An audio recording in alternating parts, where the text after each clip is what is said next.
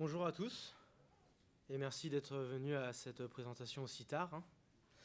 Donc aujourd'hui on va parler d'AWX, donc Ansible dans la vraie vie. Je vais faire une petite présentation de moi-même, je sais c'est pas les trucs les plus passionnants. Je me présente, je m'appelle Alexandre Colaz, je suis dans l'entreprise WeScale en tant que cloud builder. Mon credo c'est Keep it simple. Et les technos que j'apprécie et que j'utilise au quotidien, vous les avez là, à peu près une petite shortlist. C'est Ansible, Docker, Terraform, et après différents cloud providers comme AWS, GCP ou du Alibaba Cloud ou autres. Donc, dans cette présentation, nous allons voir déjà qu'est-ce qu'AWX, qu'est-ce que ça fait. On va aussi voir AWX, mais il y a aussi Ansible Tower. Qu'est-ce qu'il y a comme différence? On verra les architectures, les différentes fonctionnalités. On aura une petite démo et on finira par des petites questions et conclusions. Donc déjà, Ansible, je pense qu'ici tout le monde a déjà entendu parler d'Ansible ou il y en a qui en ont déjà fait. Et on a déjà pu rencontrer quelques problèmes au sein d'une entreprise. Par exemple, déléguer l'exécution de Playbook Ansible à une équipe tierce. Par exemple, on est en tant que prod et on veut passer l'exécution de Playbook Ansible à des devs. On va avoir des problématiques de délégation pour ça. On aura aussi pour tout ce qui est gérer en un point central l'exécution des playbooks, donc de qui va faire quoi, qui va lancer à quel moment les différents playbooks. On a aussi envie des fois d'exécuter des workflows, des pipelines de Playbook Ansible, de succéder des jobs Ansible.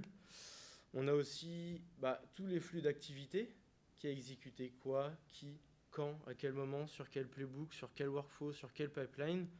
Et une des fonctionnalités que je trouve très importante et qu'on n'a pas à l'heure actuelle avec Ansible, c'est exécuter du Ansible avec des API. Donc, AWX, déjà, c'est quoi donc? AWX, c'est un orchestrateur Ansible qui dispose d'une interface graphique, comme vous pouvez le voir à l'écran, avec différents KPI, des graphes et différentes fonctionnalités que vous pouvez voir sur le côté. On a du tracing avec, par exemple, qui fait quoi à telle heure, quel jour et sur quel événement d'AWX. Et on a une partie qui est très importante dans toutes les entreprises, la partie sécurité, avec de la centralisation de logs, de l'agrégation de rôles, du tracing et autres, qu'on verra en détail dans les fonctionnalités après. Et la dernière, et une des plus importantes à mon sens, les API, que j'expliquerai plus en détail au niveau des fonctionnalités. Donc déjà, architecturalement parlant, comment est constitué AWX? Qu'est-ce qu'on a besoin pour installer AWX? De quoi c'est composé? Donc AWX a quelques prérequis. Il faut déjà, au niveau des ressources physiques, 4 Go de RAM, 2 CPU, 20 Go de stockage, de disposer d'une version d'Ansible supérieure à la version 2.4 et plus, de disposer de Docker parce que la version d'AWX est installée essentiellement sur des conteneurs Docker. On peut l'installer bien sûr sur un OpenShift ou sur du Kubernetes. Et un petit prérequis qui n'est pas noté, c'est modifier un fichier de configuration parce que par défaut, l'installation de la base de données de PostgreSQL d'AWX pointe sur un fichier qui est /tmp pg docker. Et en fait, si vous ne changez pas, moi, ça m'a déjà arrivé par expérience d'augmenter la capacité de ma machine AWX parce qu'elle était trop lente. Et je l'ai redémarré et tout a été supprimé. Donc, je vous conseille fortement de changer cette variable et de la mettre dans /opt, mais pas dans /tmp. Donc, les différents composants d'AWX, il y en a 5. Il y a l'RabbitMQ pour le message queuing, le PostgreSQL pour la database, le même cache pour le cache des différentes tâches de gestion d'Ansible, l'AWS Task qui est appelé Celery, et la WX Web qui peut être un Apache, un Nginx, ça va être le frontal. Donc je vous ai fait un petit schéma d'architecture qui représente, on va dire, un appel sur un call API, sur le API V2 ping, qui va juste pinguer la WX. Et vous pouvez voir qu'il y a des liens directement sur le front. Après, on va descendre sur la couche un peu plus basse qui est sur le RabbitMQ, qui va descendre sur les workers d'AWX pour arriver sur du même cache. Et en même temps, on a le PostgreSQL en actif-passif. Donc ça, c'est pas par défaut le actif-passif. C'est des petits conseils que je peux donner pour faire du cluster sur AWX. Il y a même d'autres choses. On peut mettre du reverse proxy avec du HA proxy Equilive, du Keep Alive en front du AWX Web. Et on peut répliquer le HA proxy et Keep Alive avant le PostgreSQL, avant le RabbitMQ et même avant le Memcache si on veut vraiment avoir une très grande résilience et avoir de light availability sur notre cluster AWX. Donc, AWX, c'est cool, ça a l'air cool du moins. Mais il y a Ansible Tower. Mais quelle est la différence entre ces deux outils, vous pourrez me dire? Déjà, ça va vous choquer, mais le logo est différent. Ouais, je sais, c'est troublant. En vrai, à part le logo, il y a d'autres choses qui changent entre ces deux technologies, qui sont tous les deux déjà de Red Hat. C'est qu'il y en a un qui est open source. AWX est open source, Ansible Tower ne l'est pas. Les nouvelles features vont apparaître en avance sur AWX et non sur Ansible Tower. Je ne sais pas si vous voyez à peu près tous le mode de fonctionnement de Red Hat avec leur OS de distribution avec Fedora et Red Hat. Fedora, c'est le site vitrine. On va avoir toutes les nouvelles fonctionnalités. Et après, pour eux, dès que c'est vraiment stable et que c'est prod ready, ils vont le mettre sur CentOS et après sur Red Hat. Et c'est à peu près la même chose. AWX, on va dire que c'est le site vitrine qui peut être aussi utilisé en tant que dev que de production. Mais pour eux, leur version stable chez eux, ça sera Ansible Tower. Et c'est les mêmes fonctionnalités en soi, Ansible Tower et AWX. Sauf qu'il y en a qui sont open source et qui aura les nouvelles features. Par contre, un des points négatifs d'AWX, parce qu'il y en a bien un sur chaque outil, c'est qu'il n'y a pas de système d'upgrade intégré directement à AWX, qui peut être un point handicapant. On est sur une version X, et on voudrait migrer sur une version N+1. Il n'y a pas de système directement intégré. Il existe des playbooks Ansible avec des rôles pour faire ça, avec de la migration de données, même directement avec la CLI d'Ansible Tower.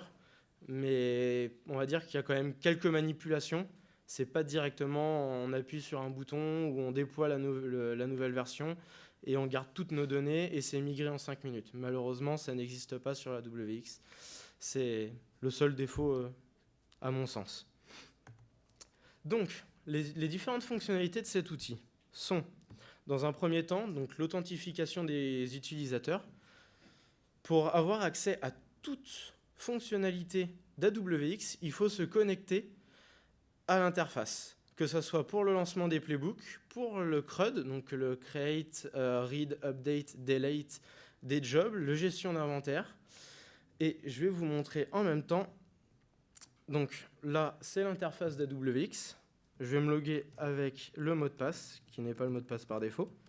Le mot de passe par défaut est directement seté dans les fichiers qu'on peut modifier directement, qui sont variabilisés, qui sont admin et password, que je conseille fortement de changer. Mais vu qu'on est dans une entreprise, on ne laisse pas les mots de passe sur une base de données où on voudrait qu'il y ait au moins un système d'authentification d'entreprise. Donc je vais aller dans le système et dans l'authentification. Donc on a différents systèmes d'authentification sur AWX qui sont, comme vous pouvez le voir à l'écran, de l'Azure Active Directory, GitHub, Google Host 2, LDAP, Radius, SAML, TACAX+. Pour l'instant, c'est tout ce qui est mis à disposition pour les moyens d'authentification sur AWX, autre que la database locale ou distante de PostgreSQL qu'on pourrait avoir.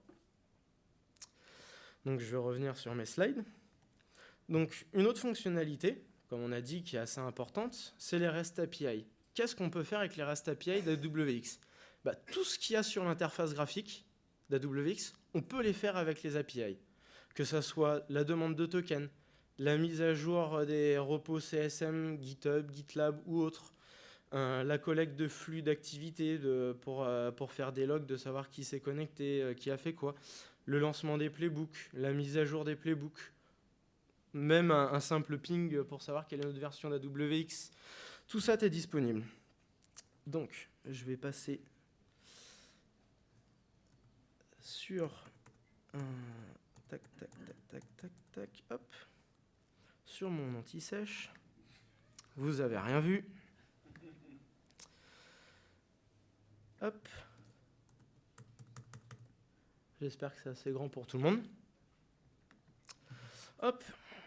J'ai caché le user et mot de passe, on sait jamais. Hein.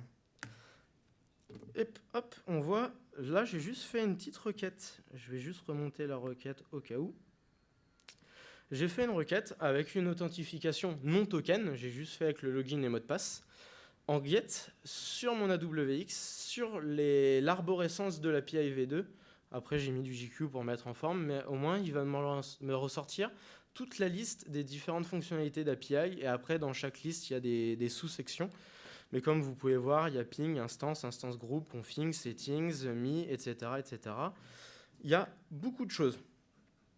Je vous montrerai un peu plus les API lors de la vraie démonstration de l'utilisation. Par exemple, on verra pour exécuter un job Ansible avec une API. Hop, je retourne. Hop. Donc, il y a la planification des playbooks Ansible. Donc, il y a un système de cron tab qui est derrière, où on peut planifier que ce soit les modèles. Alors, dans AWX, qu'est-ce qu'ils appellent par modèle? C'est les playbooks Ansible. Les CSM sont appelés projets dans AWX. Après, on a des workflows, on verra après. Et il y a aussi des tâches de gestion. Je vais retourner sur AWX. Donc, si je vous montre les jobs de gestion, il y a des cleanup activity stream et on voit qu'on peut les planifier pour modification, et ça va être que du cron derrière. Je vais juste vous montrer. Voilà, vous pouvez voir, c'est vraiment, on choisit quel jour, quelle fréquence, etc. Vraiment avec le fonctionnement d'un cron tab classique que tout le monde connaît. Après, il y a une fonctionnalité qui est vachement intéressante, à mon sens, c'est les notifications. Quand on exécute un playbook Ansible, ou autre, n'importe quoi, on aime bien être notifié, que ce soit par Slack, par email, même sur des graphes avec des Grafana ou autre. Et ça, AWX l'intègre directement. Alors, je ne l'ai pas intégré dans ma démo, mais je vais au moins vous le montrer au niveau d'ici. Donc, il y a les notifications, il suffit juste de cliquer sur la petite touche plus, de mettre un nom, et après de choisir le type. Donc, il y a email, Slack, Twilio, PagerDuty, Grafana, Absha, Webhook, Mattermost, RocketChat, IRC. Et il y en a à peu près à chaque version qui apparaît. Là, on est sur la version d'AWX que je suis, on est sur la version 4 qui est sortie il y a 20 jours. Pas une nouvelle version dans la nuit. J'aurais refait ma démo sinon. Donc ça, c'est vachement intéressant. On peut être notifié si un playbook a réussi ou non, ce qui est pas mal. Au moins, on est averti. Après, on a les inventaires dynamiques. Donc, comme dans Ansible, on a les inventaires dynamiques. On peut faire avec des inventaires dynamiques, que ce soit sur du VMware, du Proxmox, du KVM, de l'AWS EC2, du GCP Virtual Machine Instance, ou même nos propres scripts d'inventaire. Donc on va écrire nos propres scripts et ça va générer notre inventaire dynamique directement à partir de ce script-là. Il y a la ségrégation des rôles. Donc je vais vous montrer. J'aurais pas dû quitter parce que c'est vrai que je fais les trois doigts. Hop. Donc on peut fonctionner avec une organisation, des groupes, des équipes et des utilisateurs. Par exemple, je vais créer un utilisateur Toto avec un email toto@toto.toto, parce que j'aime bien l'originalité. Hop, je le mets en normal user et j'enregistre. Donc là, mon utilisateur Toto, il est créé. Là, on peut voir que j'ai accès à tout et aux paramètres système. Je vais juste me déconnecter et me connecter avec l'utilisateur Toto, où je lui ai mis les simples droits. Déjà, on peut voir qu'il n'a pas les mêmes droits, parce qu'il n'a pas l'accès au système, il n'a pas accès au log, il n'a accès à aucun job, parce que j'ai rien créé comme job, je lui ai donné rien du tout. On peut vraiment gérer la ségrégation entre des équipes. Après, dans des équipes, on pourra avoir des utilisateurs et on peut avoir une organisation pour l'organisation de l'entreprise. Je vais juste me déconnecter et me remettre sur mon utilisateur admin.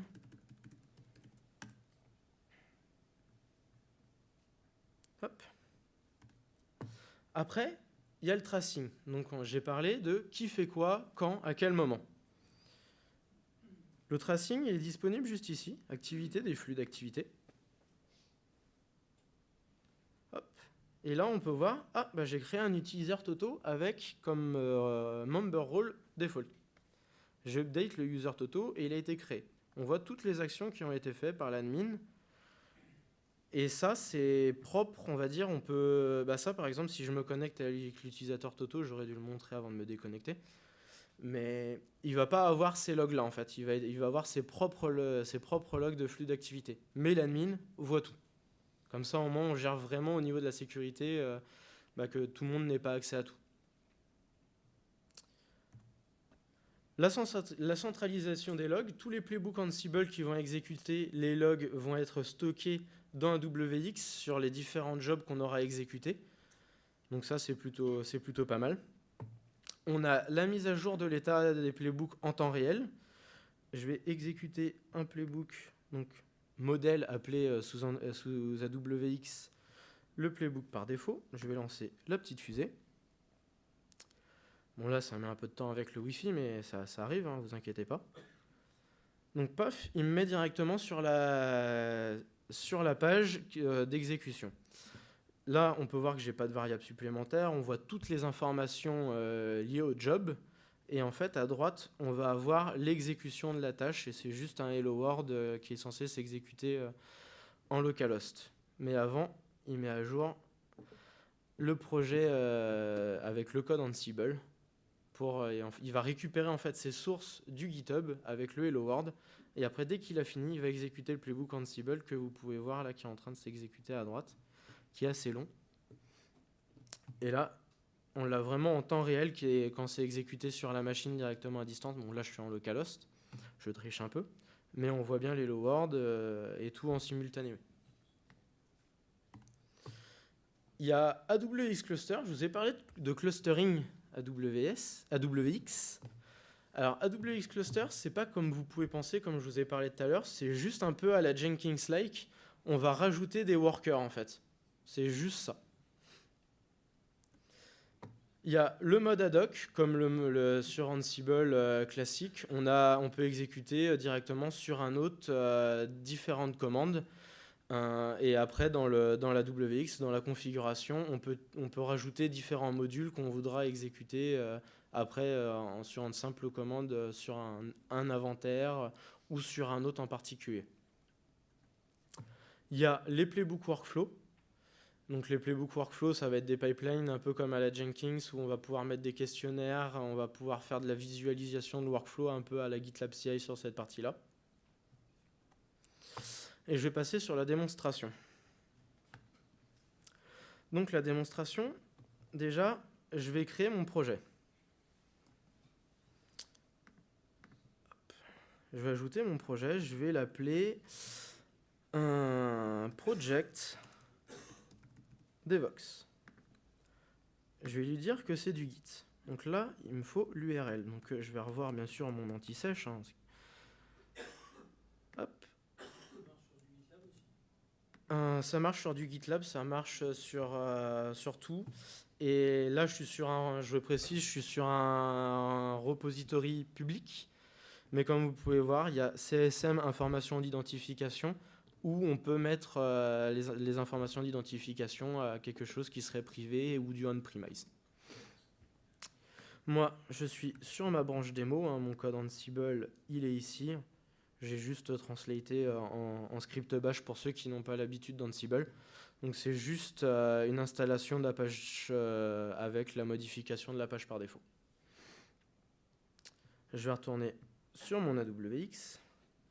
Donc je vais lui demander de nettoyer à chaque fois, de supprimer lors de la mise à jour et de mettre à jour la révision au lancement. Je peux mettre un attente de cache qui peut expirer donc tous les 3600 secondes. Par exemple, si je le relance, il ne va pas se remettre à jour, parce qu'il l'a déjà en cache. Moi, je le mets à 0 pour l'instant, parce que j'ai envie qu'il se mette à jour. Après, comme vous pouvez voir, au niveau d'ici, il y a les planifications avec des plannings. On peut planifier tout ce qui est tâches, job, projet, workflow et autres. Donc là, il est en train de se mettre à jour. Je peux cliquer, on va voir que c'est de l'Ansible qui est derrière, qui met à jour le repos. Moi, maintenant que j'ai fait ça, je vais dans les informations d'identification et je vais ajouter une clé SSH. Donc là, je fais toujours l'ajout. Je vais l'appeler credential devox. Après, qu'est-ce que j'ai comme type d'information? J'ai AWS, Ansible Tower, et oui, on peut avoir des creds Ansible Tower sur AWX. Du GCP avec le Google Compute Engine, on peut avoir du Insight. Machine, qu'est-ce qu'ils entendent par machine? C'est directement des machines qu'on peut avoir en distance, en local ou autre, donc des IP directement, avec des clés SSH ou user mot de passe. Après, on a le réseau, OpenStack, vu que c'est du Red Hat, il y a tout ce qui est lié à Red Hat avec l'OpenShift et autres. Il y a aussi coffre-fort, il y a aussi du VMware vCenter. Alors coffre-fort, je précise que ce n'est pas le Vault d'HashiCorp. Il n'y a pas d'intégration de Vault HashiCorp sur AWX. Donc moi, je vais partir sur la première, je vais partir sur la machine. Je vais lui demander que ça sera le user admin. Hop, et je vais chercher ma clé privée. J'espère que vous n'allez pas la retenir. Hop. Tac. De toute façon, la machine sera supprimée après. Donc là, j'ai ajouté mon credential. Il manque un truc. Dans l'inventaire. Donc là, je vais retourner sur mon anti-sèche. Et je vais prendre l'IP d'une machine EC2 que j'ai créée au préalable. Donc là, je vais créer un nouvel inventaire que je vais appeler Inventory Devox, toujours des noms originaux pour changer. Je vais laisser l'organisation par défaut et je peux souhaiter de mettre des variables. Pour la démonstration, je ne vais pas en mettre, mais on peut. Donc, je vais enregistrer. Je vais pouvoir aller dans Haute. Dans Haute, vous pouvez voir qu'il y a exécuter des commandes, les commandes ad hoc que j'ai pu vous parler au préalable avec Ansible via AWX. Là, je vais juste rajouter l'IP de ma machine. Je vais enregistrer. Ça met un peu de temps, c'est bon, ça s'est enregistré. Juste avant, je vais aller sur la machine, vous pouvez voir qu'il n'y a rien installé, il n'y a pas d'Nginx ou Apache qui répond. Au cas où si je triche, on ne sait jamais. Maintenant, je vais aller dans le modèle. Maintenant qu'on a créé le projet CSM et autres, les credentials, il ne me reste plus que le modèle, le playbook Ansible à exécuter. Alors, je vais aller dans modèle de job. Je vais l'appeler job Devox. Je peux demander de l'exécuter ou de le vérifier. Je vais lui demander un inventaire qui va être Inventory Devox. Je vais lui demander mon projet Devox. Et là, comme par magie, il trouve directement mon playbook automatiquement. Ce qui est plutôt cool. Mes informations d'identification, je vais prendre mes credentials. Je vais juste rajouter un minimum de verbosité avec l'activation de l'élévation des privilèges, donc qui va exécuter directement l'autre job Ansible en route, qui n'est pas obligatoire, mais... Et on peut rajouter des variables directement. Donc là, j'enregistre. C'est un peu long, désolé. Maintenant qu'il est enregistré, je vais pouvoir le lancer.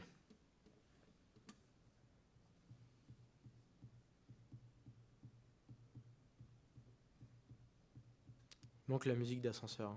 C'est vrai que c'est pas mal. Je peux la faire moi-même, mais ça sera pas très bien. Il y a encore du beau temps annoncé.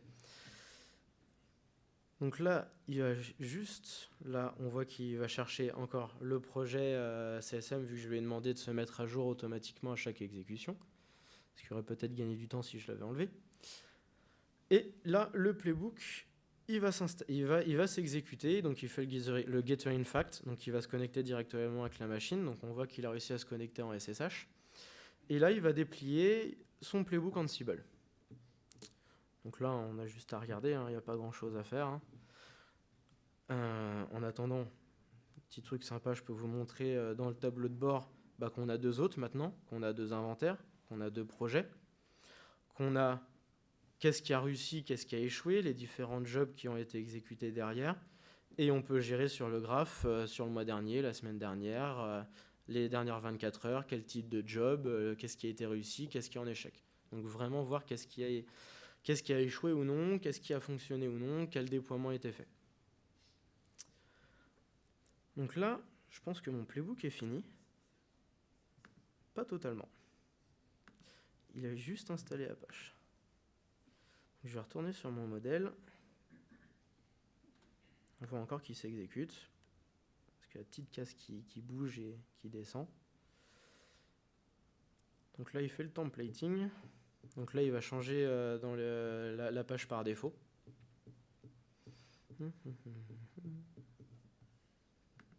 Hop. Est-ce que c'est bon? Non, toujours pas. C'est long quand même.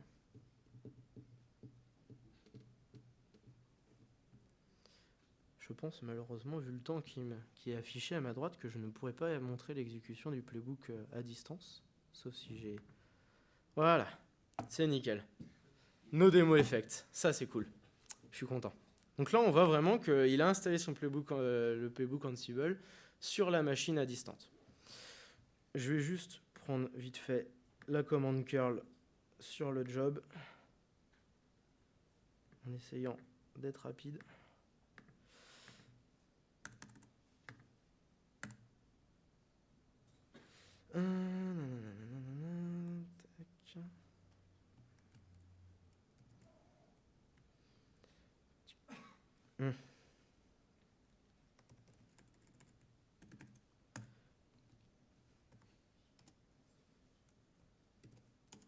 Pipe JQ, comme ça sera plus joli. Il me faut juste l'ID du job.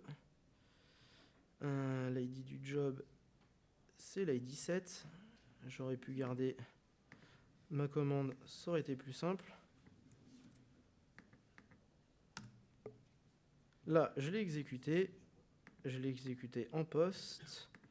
Donc on va voir directement sur le modèle et on va voir s'il s'est exécuté une deuxième fois. On voit bien qu'il s'est lancé, qu'il est en pending. Donc on peut vraiment contrôler l'exécution de Playbook Ansible via API. Je vais retourner sur mes slides. Hop.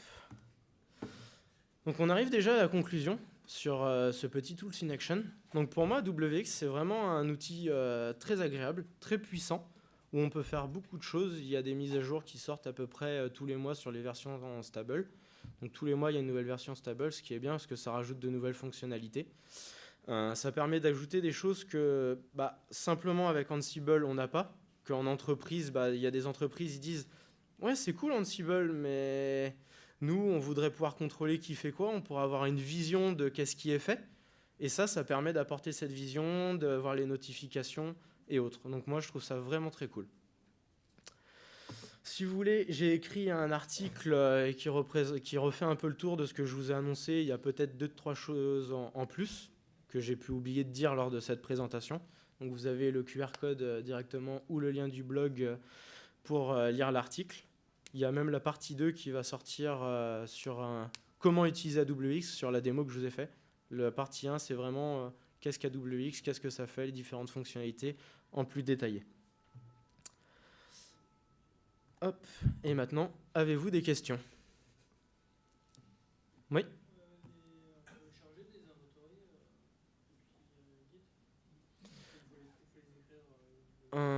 J'ai pas essayé depuis Git, il faudra regarder depuis les inventaires dynamiques, mais je pense que c'est possible à voir, mais j'ai pas essayé, donc je pourrais pas donner de certitude.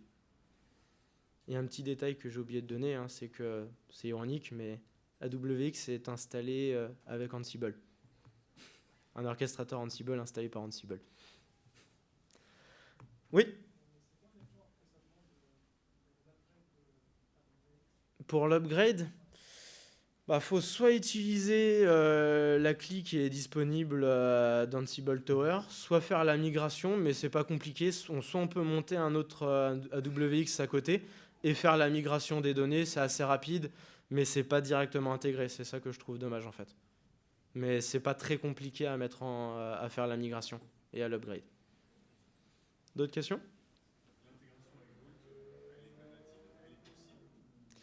Elle n'est pas possible pour l'instant, malheureusement. HashiCorp Vault. L'Ansible Vault, c'est ça qui est disponible, mais c'est pas le Vault. Mais pour répondre en plus à une question, par exemple, la clé SSH que j'ai rajoutée, elle est stockée dans la base de données, mais codée en AES 256. D'autres questions? Oui.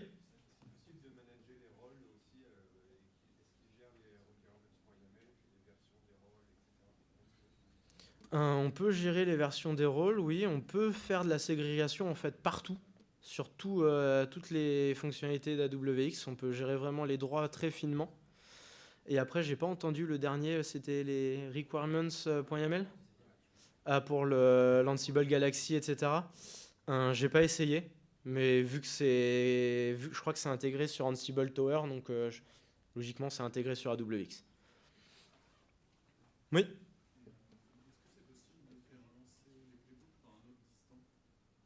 Par un autre distant? Oui. Tu peux le faire par API. Non, je veux dire, est-ce que AWX, plutôt que de le lancer en local, il le fasse exécuter par un runner, un truc qui fait que ça? Tu peux l'installer n'importe où en vrai AWX. Donc, le mode cluster, c'est vraiment que moi je vous ai donné une vision vraiment très scindée. Mais à la base, si je vous montre, je l'ai installé ici. C'est les 5 conteneurs qui tournent en local sur ma machine. Donc,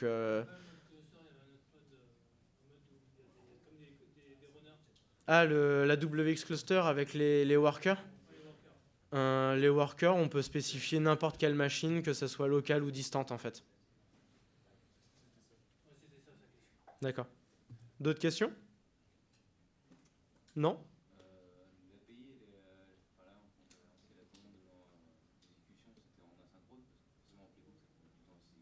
Ouais.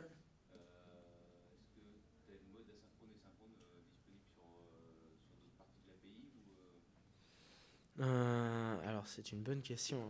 Ah, c'est pas mal. Je vais dire que je ne sais pas répondre à la question.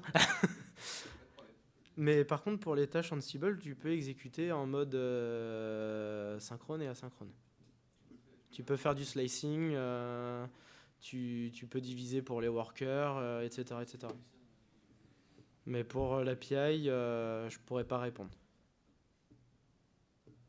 D'autres questions? Non? Avec quoi? Je n'ai pas du tout entendu parler d'Ansible Sémaphore. D'accord, je regarderai, mais j'avoue je connais pas du tout. Pas d'autres questions? Non? Je vous remercie et je vous souhaite une bonne soirée.